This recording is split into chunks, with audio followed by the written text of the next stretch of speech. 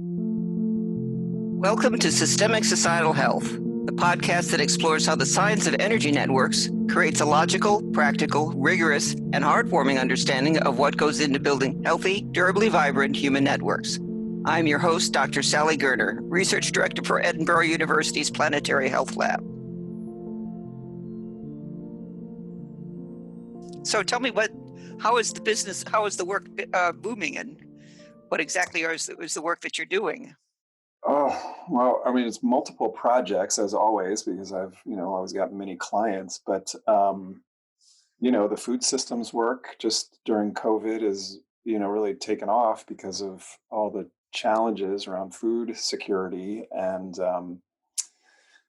mutual aid networks and, workarounds and changing rules. And, yeah, it's been quite interesting. And, so a lot of work in the regional food system, continuing to move that forward and working with various other networks around the country of different sizes that are, trying to bring people together and tackle these issues and not go back to normal. And then just, given my organization, been working on issues of race and racism, in light of, what happened with George Floyd and just the rise in consciousness and the interest in actually figuring out how do we do this differently. Just everyone and their sister is calling for, organizational support. So it's a lot of culture change work, a lot of collaboration work. It's a lot of network building and weaving, and a lot of coaching with individual leaders who are, I was actually just looking at the slide deck that you had sent to me some months ago, and I love this, the virtuous cycle of well-being and engagement and common cause. Yeah.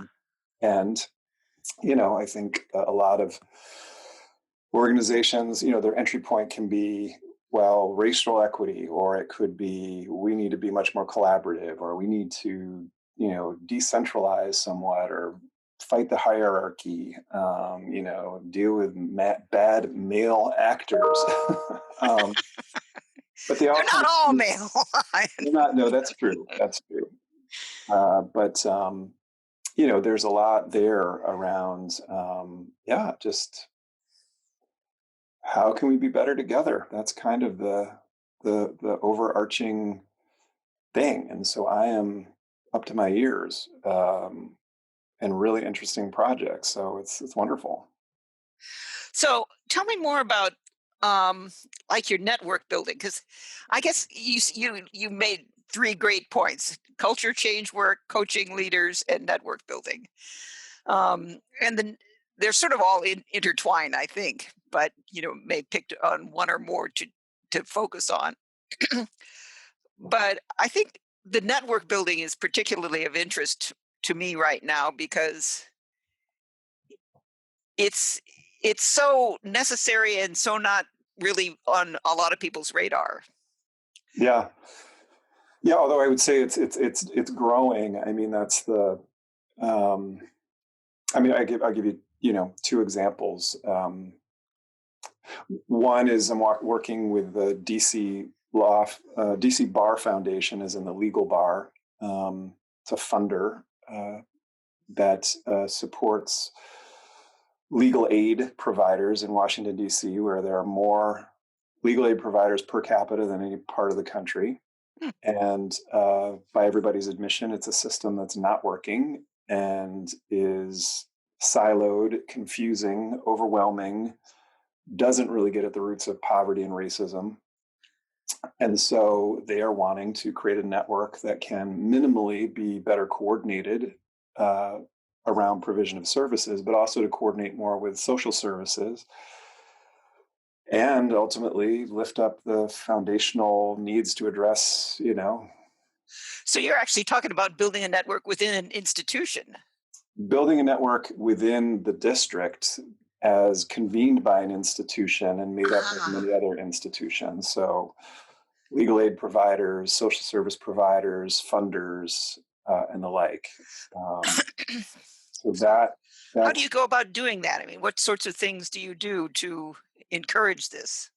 Oh, there's a whole approach we've developed over the last, 20 years of doing this and refined it. But it's I've got a whole set of frameworks and tools and team structures and you know measures that we use, survey tools. Of course, there's no one right recipe, nor should there be, but there's ways that we can start to frame up what the change is, get people to articulate what's wrong, what do they want different, begin to survey the system in various ways, do stakeholder analysis, create an initial design team to get this launched, and then to go out from there and to convene people. I've done this many times now over the last 15 years, in particular, and yeah, and sometimes there are commonalities, and sometimes it's very, very, very different. The Another network that's nascent right now is this. Literally, a neighbor of mine here started a fantastic organization called Embrace Race, which looks at racial learning. How is it that kids learn about race, and how can they develop positive racial identities? And they're connected with researchers and parents and school teachers, and wanting to create a more robust learning network that gets people who are doing research in higher education on racial identity and stigma and bias, and connected with early childhood educators and caretakers and parents, so that we're actually have research based methods for child development that are around positive racial ethnic identity, and hopefully cutting out some of this silliness that adults lapse into. And so there, again, we're sort of beginning with the convening team and creating a design team and building, probably up to doing some network mapping of who's in the field and who's connected to whom, and beginning to test the waters for what would people like to create together. Is it just a learning network where people are sharing practice? Is this about creating some kind of shared alignment around vision and an agenda? Do they want to co-produce something? So it's this whole arc that I work with people to get through. And how does leadership play into all of this? I mean, do you help develop particular types of leaders? Do you, I assume you sort of start with the existing leadership.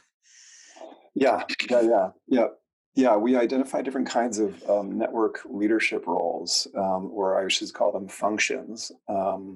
And so I'll often lift up six core ones. There's who's the convener, who's designing, right, the process and the network itself, who's facilitating conversations, who's weaving people in the network, who's doing coordination, and then there's a communications and sort of curation function.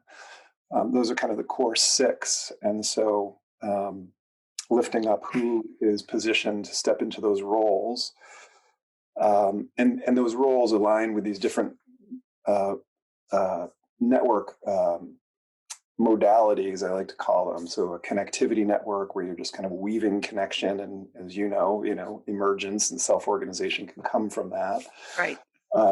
There's the function of trying to get people more aligned, right? Which is to say, okay, it's not enough to have a thousand flowers bloom, but we want them pointed in the Yes. same direction. Again, we're going to put on a vision or values, or a call to action, or coordination, where we are actually engaging in a policy campaign or a communications campaign, or we're trying to create something new that didn't exist, and we're going to close ranks and co-produce. So So, um, how do you envision the culture change kind of work?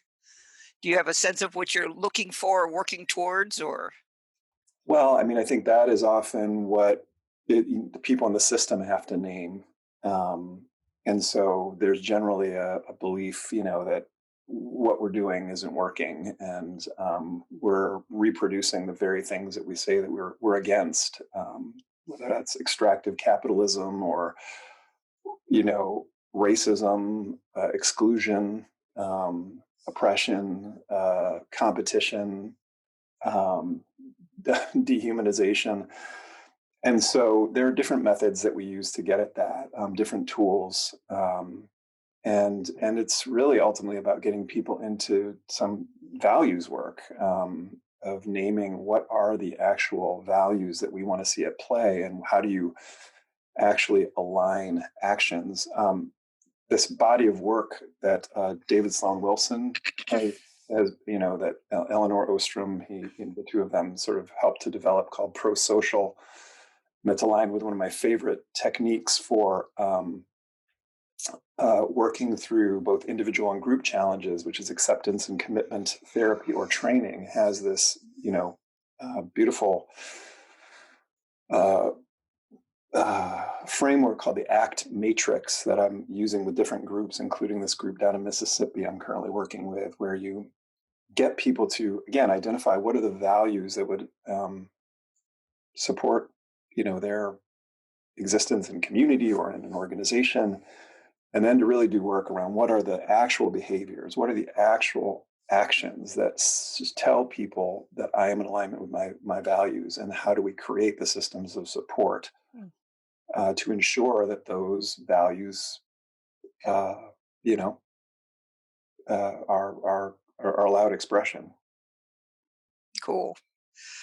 Okay, so if you were trying to, how do you find your work? I mean, do people, is it word of mouth or is this? Right now, it's yeah, it's. I mean, I've gotten after what, however many years, 17 years of doing this, I've sort of become known as the network guy in my organization. So it's a lot of passing my name along. I blog quite a bit, so people will follow up based on things they've read from my blog.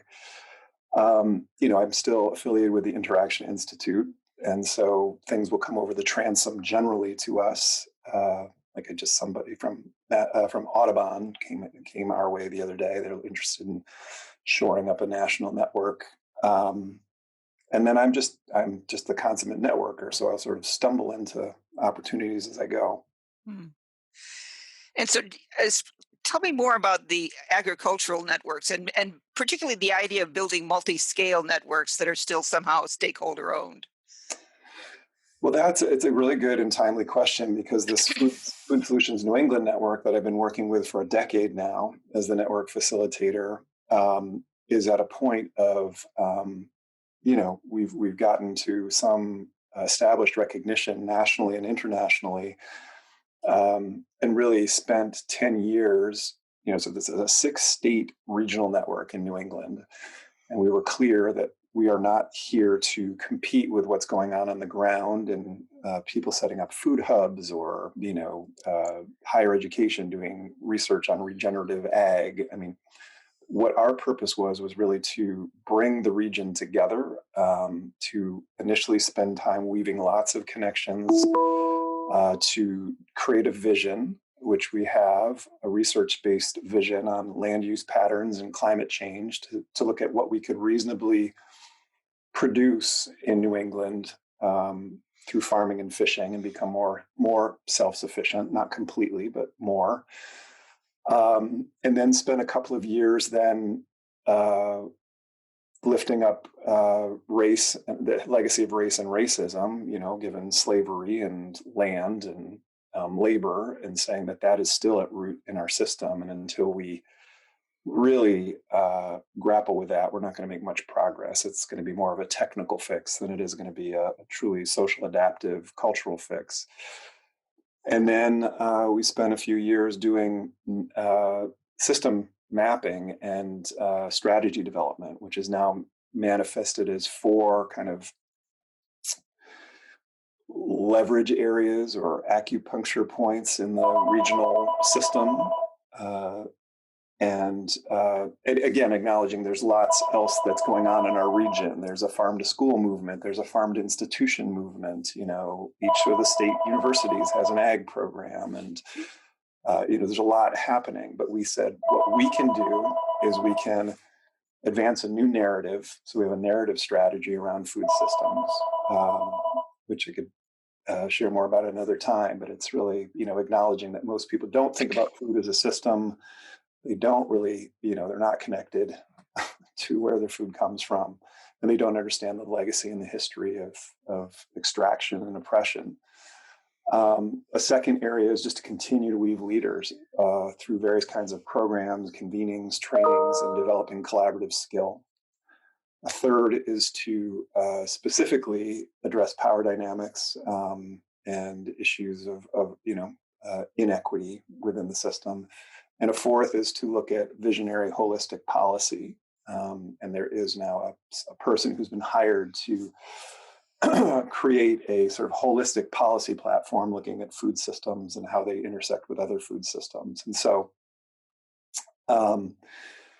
governance there, we're kind of toying with this idea because, of course, food systems are so fractured and governed in so many fragmented ways.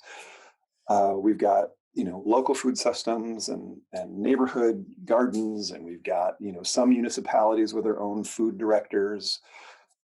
Some of the states have more of a robust food plan, like Vermont and Rhode Island, than do the other states in our region. But what is lacking is really kind of a regional kind of coherence. We have state food ag people, but they're not necessarily all as progressive as we'd like them to be.